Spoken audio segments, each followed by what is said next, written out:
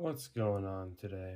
I'm bringing you guys a deck profile about my Fairy Tale Magistus deck I took to the Yugioh Day event that we had this Saturday. I ended up getting 4th place out of everyone there, only losing to the guy who took it all. I messed up round 1, and I should have won that game. Round 1 was against Fairy Tale Magistus, the mirror match, and I messed up. I should have crowned his Luna on my Endymion link. That way I would have been able to keep pushing forward. Round 2 was against Neocraft. Round 3 was against Pacifist, and round 4 was against Branded. And the Branded matchup was honestly the most fun matchup I've had last night, just because of how thought-provocative it makes your combos go. Granted, we have a really good time into the Branded board, just because we can turn their Fallen of Albaz into Prince of Fairies. And when we crown the Albaz, it hurts them, or crowning their Blazing Cartesia, or called buying their Fallen of Albaz is very, very good. So that's basically it for my tournament recap. Not much happened, nothing too particular out of the games besides the Fairy Tale matchup. The opponent didn't know I was on 2 Teller, and he made my Teller a Prince of Fairies, and I was able to super poly using the Teller plus one of his monsters to destroy his entire board. So that was cool.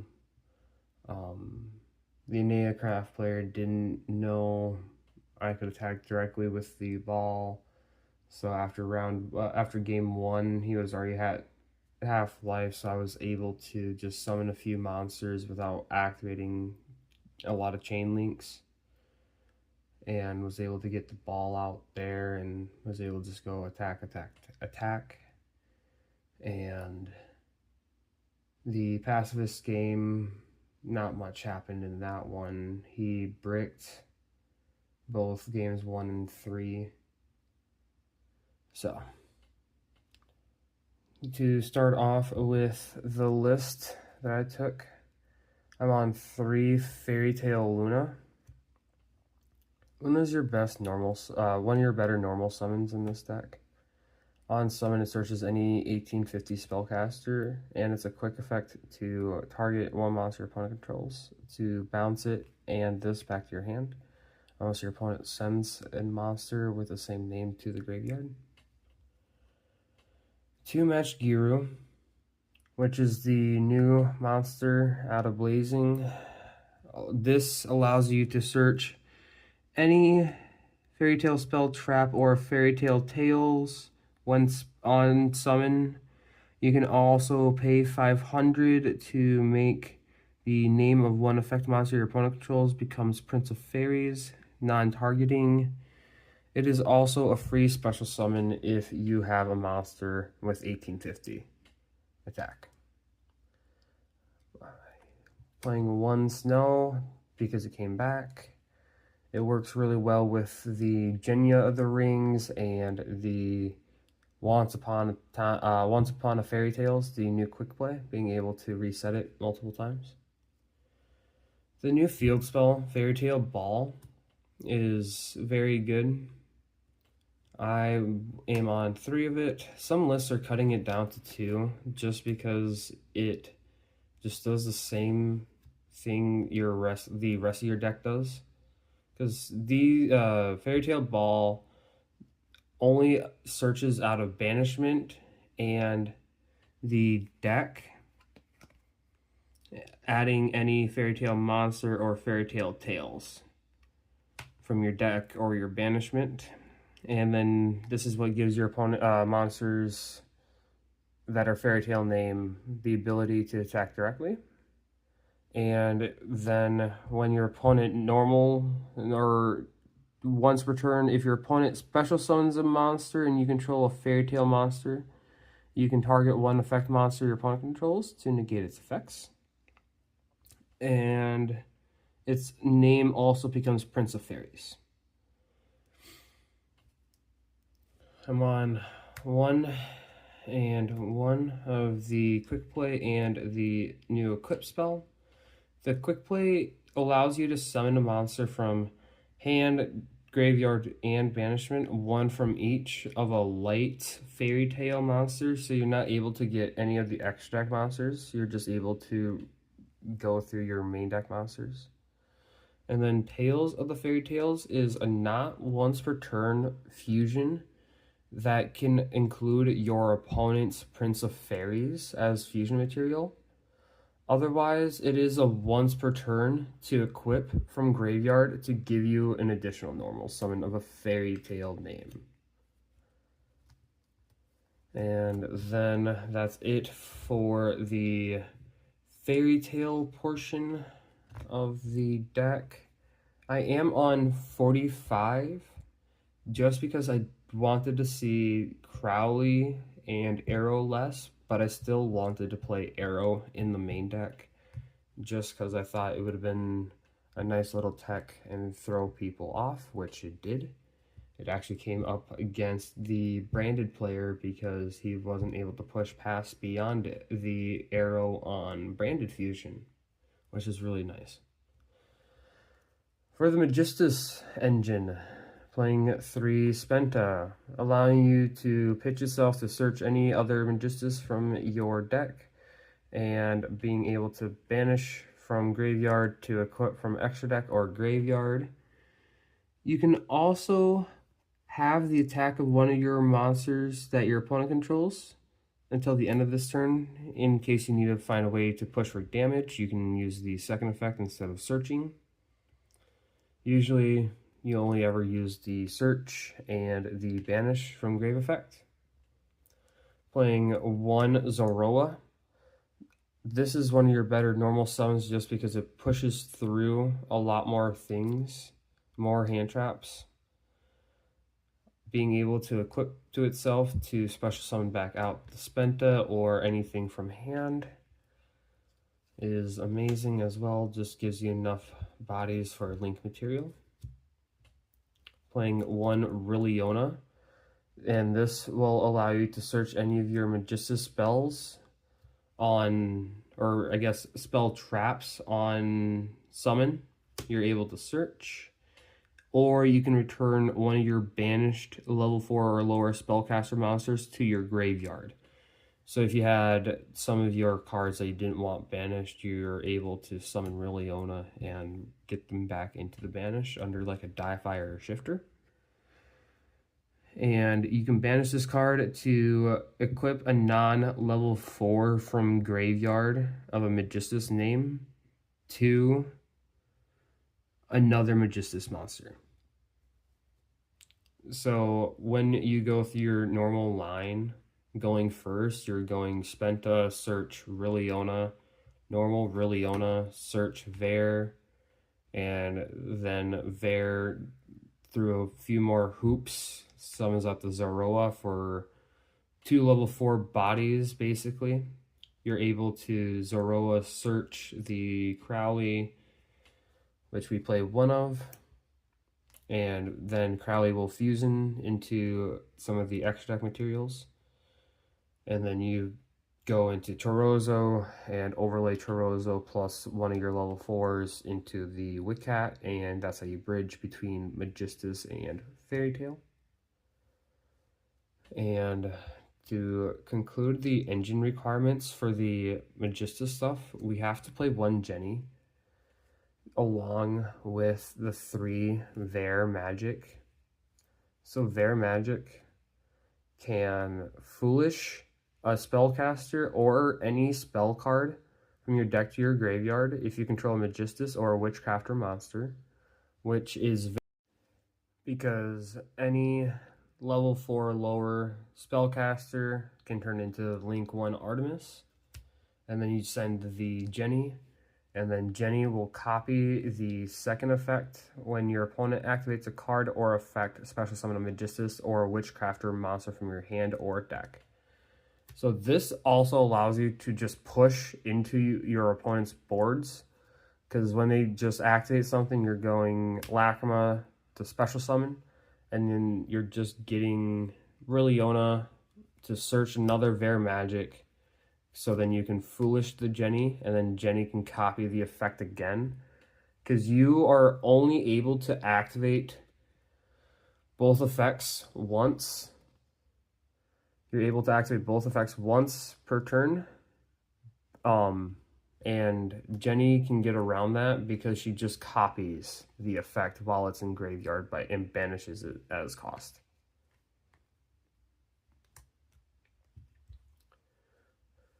And then that's it for the requirements for the Magistus package. For the Regulus package and just extenders that I'm playing 3 Regulus and 1 Genya. Genya is searchable off of Luna, so that's why I felt fine dropping her down to 1. Probably could cut her, put her back up to 2. Just because she can turn your normal summon Fua into full combo. If you see Fua plus her, go normal Fua, effect target Fua, special, and make Fua a spellcaster, and then you have 2 level 4 spellcasters on board. Playing 1 Endymion, Empire of Endymion, and 1 Arrow of Regulus. Regulus by itself, with another spellcaster to reveal in hand, like a Droll, is full combo, because you can go Regulus, reveal, Droll, special Regulus, search Empire, Empire, search Regulus, normal summon Regulus, and then you have 2 level 4 bodies on board, so you can go into your Magistus stuff, or you can go Link 1, go, or just go 1 Link 1 and then go into the Endymion Link. Endymion Link, equip the Artemis, and then add the Spenta, and then Spenta's pitch to add the Crowley. Playing 1 Instant Fusion.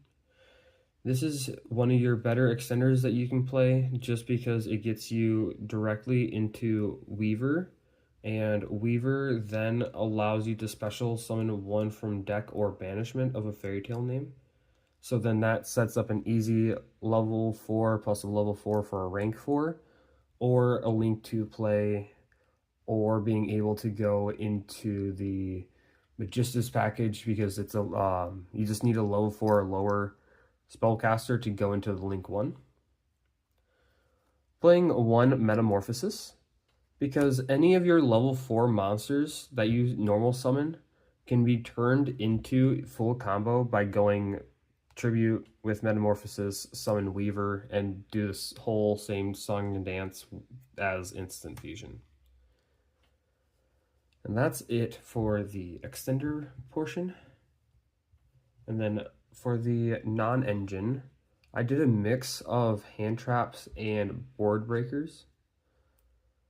So I was on 3 Ash Blossom, just because this deck does die to Mulch Armies. On 3 Fua, just because this deck going second has a harder time going into a board. So the more cards you have in your hand to play with, because this deck just plays with the hand it's given. It doesn't have any other sort of draw power. I was trying an Azamina package, but the extra deck is just super, super tight. And that also only nets you 1 draw, so that's not realistically enough. The only draw engine that I've been seeing pop up in these spellcaster slot piles is the it's the spellbook engine, and you have to play the charmers for that as well because that's how you bridge. And the charmers also all have 1850 attack, so they're searchable off of Luna. 2 Droll and Lockbird, because it's searchable through your combo. So going first, you're able to just bolster your end board by searching Droll on top of everything else. And it also makes people build half boards currently, which is what this deck wants your opponent to do, because the less of a board I have to push through with this deck, the more of an easier time I'm able to just go ball with 4 Fairy Tale monsters, with one of them being equipped with the tails, because that gives 1,000 attack bonus to the monster equipped to it. And that's how you get your normal OTK, is just having 4 monsters with one of them being equipped with the ball out. And that's it for the hand trap part. I'm on 3 Crown and 3 Super Poly in the main. Super Poly is really broken in this deck because you turn your opponent's monsters into Prince of Fairies, and then your Weaver also turns all Prince of Fairies on board into spellcasters. So you can go Super Poly, the opponent's Prince of Fairies as a spellcaster, and another spellcaster monster or a Fairy Tale monster to go into the teller, and then you can you destroy the entire opponent's field when summoned with Prince of Fairies as material. Forbidden Crown, you do not care about not being able to attack the monster that you crown, because you just attack directly with the field spell. And currently, this is very good against decks like Branded, Cool Tune, when they need a specific monster on board for the fusion requirements or extra deck requirements. You're able to just go crown, and they're just sitting there, okay, now I have to find another body. How do I do that? You're able to force them down a more easily chokeable choke point. And then I'm on 1 Talents and 1 Called By. Called By is very, very nice into the Branded matchup, just because you can Call By the Fallen of Albaz, and that hits the OG and the White Albaz. And the Talents is just there to punish people drolling me or shift-ring me. And that's it for the 45 card main deck. The only changes I would do to the main deck would probably be cut the arrow and cut 1 Regulus, potentially. I really enjoyed the 3-1-1 split I had, though.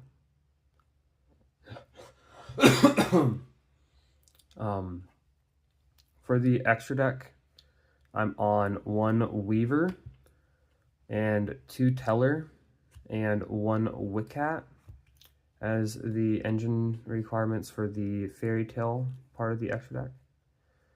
This is a monster negate when you summon a monster Fairy Tale. That's not that's a light monster.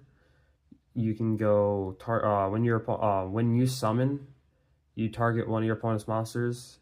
It gets its effects negated and its name changed to Prince of Fairies. Teller banishes any Fairy Tale card from graveyard as an Omni negate, and Witcat detaches 2 materials, or up to 2 materials, and foolishes the same amount of Fairy Tale cards from your deck to your graveyard. So this is how you get your spells into rotation. The Wiccat also is able to send the Match Giru if you need an extender, because Match can summon from hand or graveyard if you have an 1850. So some of the common sends are Tails plus Once Upon, or Tails plus Match Giru, or sending Snow if you already have those names in hand. For the Magistus part of the extra deck, this is what takes up most of it, which sucks, but it's what needs to be played. I'm on 2 of the Link 1. The second one always comes up, for at least me. There's times where you go Link 1, and then Zoroa equip the Artemis, and then Zoroa special summon the monster that you linked off for the first Link 1, so you didn't lose any bodies. And then while this is equipped in the Spell and Trap Zone, you can search any Magistus. So you can either search Spenta if you haven't used her effect yet, or Crowley. I'm on 1 Endymion, the Crescent Magistus. This is what adds the Droll back into your hand, or the Crowley during your opponent's turn. I'm on 1 Ninaruru. I played this because I figured there was going to be more back row decks, and then I wanted something for the Dimension Fissures. And this is your in-archetype way of outing a Di-Fi. You go normal summon Zoroa, equip Ninaruru to the Zoroa, and you can go Ninaruru, target itself, and the Di-Fi to destroy them. I'm on 1 Torozo. You can bump this up to 2, and honestly, I might try that as well, just because I go through 1 copy of the Torozo during my normal going first combo. So having the second one will come up when I'm trying to push for game or clear a board during the battle phase. And 1 Zoroa, the Magistus Varith Ragna. This is a monster negate and destroy by sending 1 Magistus monster card.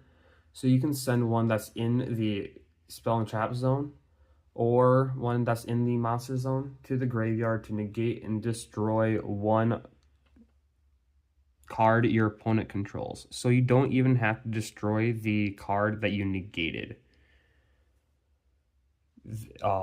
This is what equips the Droll as well, or whatever spellcaster you want to search, because you can search the new Cosmo Queen retrained, so you can search Secret Village, search Shifter, whatever spellcaster you want to search, you can search it by using Summon Sork, and then getting the monster into graveyard, Zoroa, equip whatever monster. And then I'm on 1 Makaba.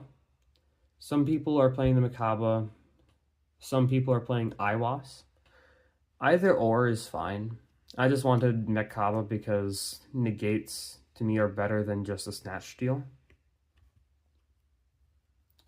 And then since I'm on Super Poly, I was playing 1 Mud Dragon. I might cut this for the second Chorozo, or even the Alchemic Magician. I might also cut the Ninaruru for the Alchemic Magician, just because I'm playing the big amount of Regulus monsters. So I will have extra bodies of level 4s, so I can easily go into the Alchemic Magician, and then in the end phase, set Super Poly, set Crown, set Called By, set the Once Upon a Fairy Tales, the Quick Play, or whatever I have in my side deck, like a Mistaken Arrest or a Forbidden Graveyard. One Summon Sork. I was watching the UK Nats last night, and there was the Magistus on stream against, I want to say it was against Trains, where they summoned Sorked, summoned out the Crowley from hand, and summoned Droll to their side of the field. Linked the Summon Sork off with an extra body, leaving the Droll and the Crowley, and went into Akashic Magician and bounced both the Droll and the Crowley back to hand and triggered the Crowley. So that's some spicy tech that we can try as well in this deck. Don't think it's as necessary since you are playing the Endymion link. And then I'm on 1 Selene. Honestly, I wouldn't mind bumping Selene up to 2, just because being able to recur from graveyard is really nice in this deck. The Magistus stuff, once you go through it, you're basically done with all the Magistus cards. If your opponent breaks your board, you can't really get them back, because you go through all your names really quick. But that's the nice thing about the Ninaruru XYZ. If you overlay it, you can detach one material and add back a level 4 spellcaster from your graveyard. It's level 4 or lower, pretty sure. Level 4 or higher spellcaster monster in your graveyard. So that sometimes will come up. I only hard made the Ninaruru once, and that was to keep White Albaz off the field so he wasn't able to super poly me. And that was against the Brandon matchup. And then I'm on 1 Charmer Quartet in Bloom. This is how you make your end board unsuper polyable. So you'll end on 4 monsters. 3 of them being the Quartet and the 2 monsters that it summons back. Usually the Endymion and the Zoroa Verithragna. And then you have Teller sitting out on the field as well. The monsters summoned back and the Link 4 itself cannot be used as material for an extra deck summon. So you're not able to get super polyed on the Link or the 2 monsters summoned back, which is really nice for this deck, because super poly is running rampant around right now. And basically the end board is just an unbreakable board unless they have a lot of pushes and board breakers. This deck just crumbles to breakers like Dark Ruler. And that's it for the extra deck. The only change that I would do, because like I never even used the equip effect of the Ninaruru. So maybe the only changes would be the second Chorozo, the Alchemic Magician maybe, and cutting the Ninaruru. You could play the Really Ona XYZ, and that can bridge your level 4s into your Magistus pile if you want to do that. But if you do, you get locked from specialing from the extra deck except for Magistus names. So I feel like that doesn't really need to be played if you just play 2 Link 1s, because at worst your 2 Link 1s will always turn into full combo for Magistus.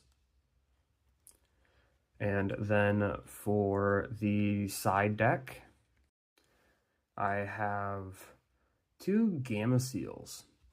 So Kaijus are really nice this format because it just stops the Elf Note plays, just being able to go Kaiju, Monster Zone in the middle, and then they can't